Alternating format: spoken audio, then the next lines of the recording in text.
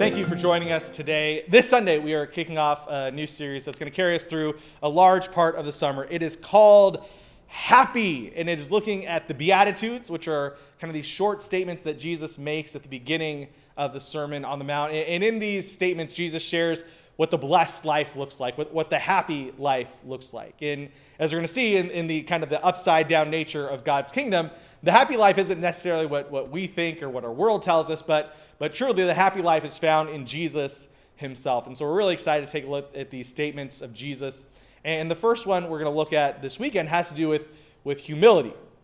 It has to do with humility kind of being the first step to finding true happiness in Jesus. Because if we think that we have it all together, if we think that we don't need Jesus, then it's going to be really, really hard in order to find that blessed life, in order to find that happy life in Jesus. If you think that we've got it all together, then why do we need Jesus? So it takes a little humility to recognize how much we need Jesus. And we actually see that this morning in some other words of Jesus out of Luke chapter 4.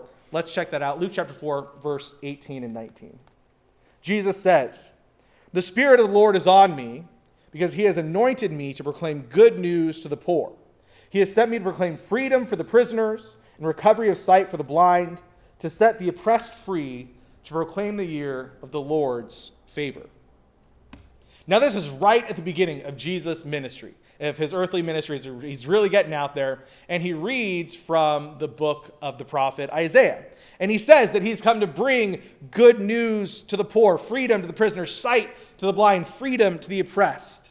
This is what Jesus has come. He's come to bring that happy, blessed life to these people. And the thing with the poor, the prisoners, the blind, the oppressed, they definitely know. They know that they cannot have the most fulfilled life on their own. Looking at their life circumstances, they know that they need something else in order to have that true, happy, blessed life. They know that they have a need for Jesus. And so if we want to live that truly happy, that truly blessed life, then we ourselves, we need to know how much that we need Jesus. The problem is, most of us aren't probably poor, oppressed, blind, in prison. And so I've got it together. I go to work. I pay my bills. I've got a roof over my head. I can go to Chick-fil-A once in a while. I spent $300 at Target without thinking about it. It was an accident, but it just happened, right? Like that happens in our lives. Like, well, I don't really need Jesus. Like on a daily basis, how desperately do we really think we need Jesus? And without that recognition of our deep need, it's really hard to go to Jesus, to say, Jesus, I need you to be truly happy. I need you to be truly blessed.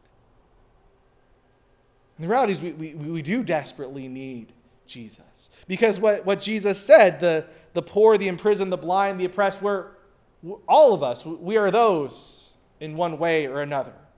Sin and brokenness, they've made us poor. They've imprisoned us. They've made us blind. They've oppressed us.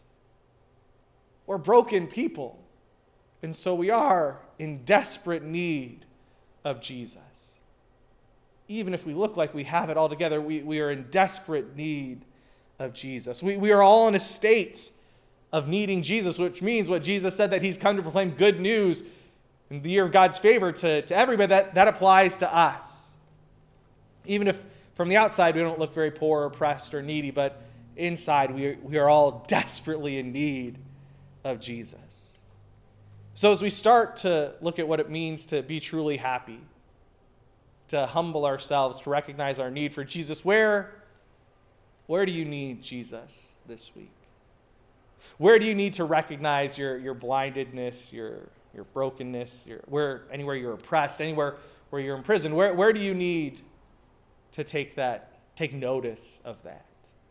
To admit that you don't have it all together, to humble yourself and say, Jesus, I need you.